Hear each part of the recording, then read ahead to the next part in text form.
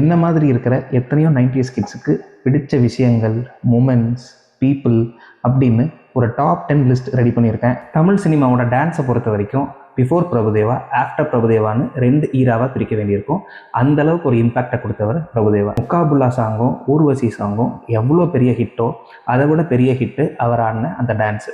வேறு யாரும் இல்லை, 1994 மிஸ் வேர்ல்டாக இருந்த ஐஸ்வர்யா ராய்.